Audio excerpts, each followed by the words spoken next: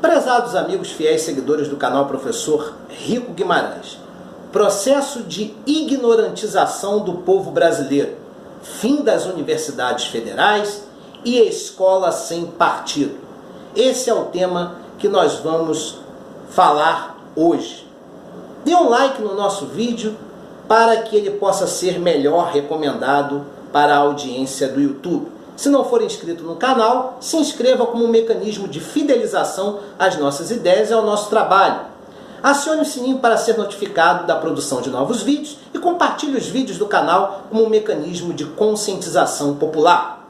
Processo de ignorantização do povo brasileiro, ou seja, o emburrecimento coletivo da nossa sociedade.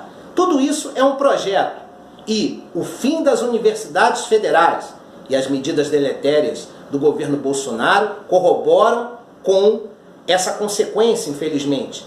E, aliado a isso, a aprovação do projeto Escola Sem Partido, que de sem partido não tem nada, porque na verdade visa tolir com a liberdade de pensamento e com a visão plural ideológica em favorecimento de consolidação de uma pauta moral nos costumes e liberal na economia. Essa é que é a realidade. Reduzir em 30% o orçamento das universidades federais tem por objetivo ferir a autonomia universitária e atacar a intelectualidade brasileira, o que representa reduzir o quantitativo de pensadores no Brasil e, por consequência, fazer da sociedade brasileira ignorante, alienada e acrítica no futuro, para que não tenha condições de questionar o status quo.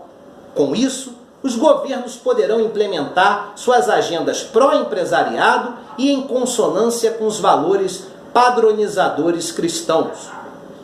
Com isso, o liberal conservadorismo consolidará dois projetos: uma sociedade desprovida de senso crítico, pró-capitalismo empresarial na seara política, e a marginalização segregacionista de grupos sociais alternativos, com a destruição do relativismo cultural e a imposição de uma retidão padronizadora de valores cristãos no campo moral. Essa é que é a realidade. O projeto Escola Sem Partido é hipócrita, pois na verdade defende valores que representam dois partidos simbólicos: o Partido Capitalista Empresarial e o Partido Moralista Cristão.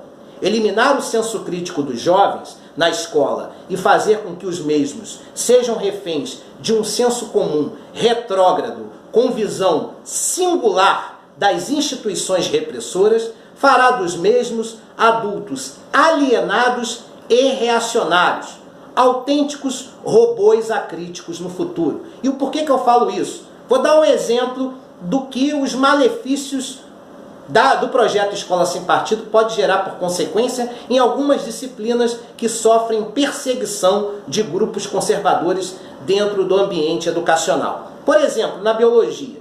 Você já imaginou se for tirada toda a educação sexual, ou seja, toda a orientação que o professor de biologia passa para os seus alunos? Vamos falar em relação às alunas. Onde é que vocês acham que há o maior índice de gravidez precoce na adolescência? Num universo humilde, pobre, formado majoritariamente por conservadores, que não discutem sexo dentro de casa, certo? Ou num ambiente mais progressista, em especial em regiões mais abastadas, e onde, nesse espaço, os seus filhos conversam com os pais de maneira aberta sobre assuntos relacionados à questão sexual. Onde você acha que é o maior índice de gravidez na adolescência? Não é nem questão de achar, é questão de indicadores. Vai agora no Google e pesquisa.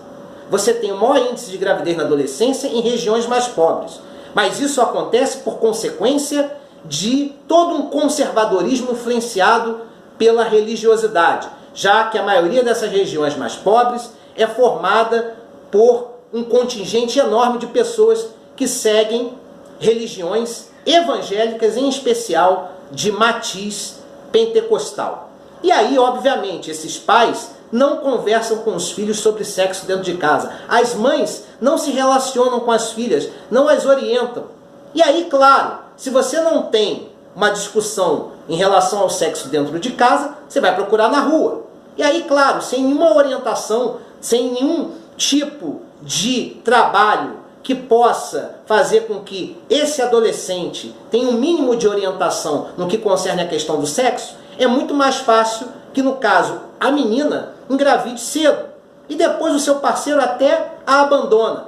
E muitas vezes ela não tem nem coragem de falar para os seus pais que está grávida. Porque, em algumas situações, ela pode ser até abandonada pela família.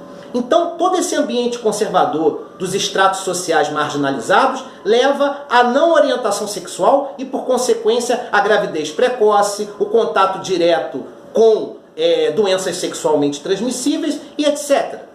Por outro lado, quando você tem uma família onde a discussão sexual é vista de forma saudável, fica muito mais fácil dessa jovem, se porventura tiver relação sexual, se abrir com a mãe, conversar também com o pai e resolver o problema que a aflige, seja a própria gravidez precoce ou até mesmo o contato com alguma DST. Tudo isso, né, está relacionado à questão do esclarecimento. Quando você tem uma sociedade esclarecida, fica muito mais fácil de você combater a gravidez na adolescência, de reduzir o número de pessoas infectadas por DSTs, né, a própria violência sexual, a própria questão social que envolve crimes tipificados e relacionados ao ambiente sexual como estupro.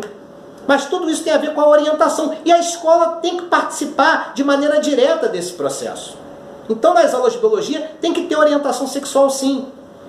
Em sociologia, né, se você não tiver a discussão da identidade de gênero, o indivíduo que vive essa realidade pode ser levado ao suicídio, à depressão, porque não se discute uma temática de demasiada importância dentro da escola. Por quê? Porque o sociólogo se vê impedido em abrir essa discussão com os alunos, porque alguns alunos se sentem ofendidos por terem influência moral religiosa. Então nós temos que combater isso.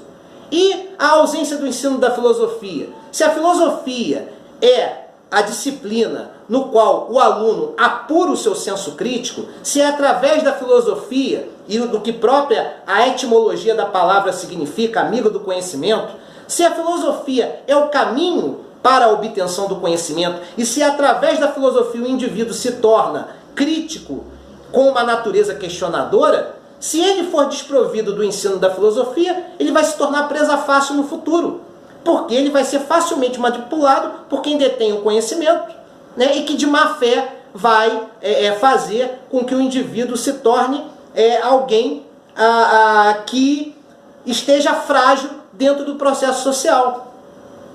Tá certo? Então a filosofia é importante para estimular o espírito questionador das pessoas.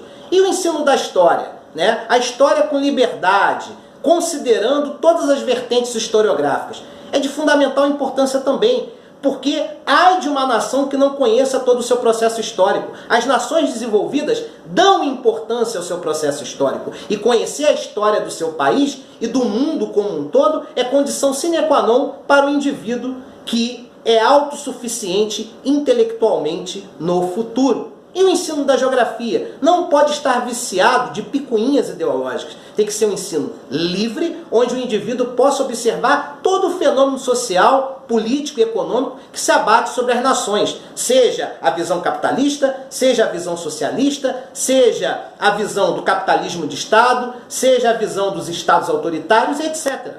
Então, estimular a ciência é ajudar para que os nossos jovens hoje não sejam frágeis no futuro, mas sim pessoas autossuficientes que possam governar os seus destinos e possam, com isso, por consequência, contribuir com o desenvolvimento não só das suas vidas, mas também por consequência do seu país.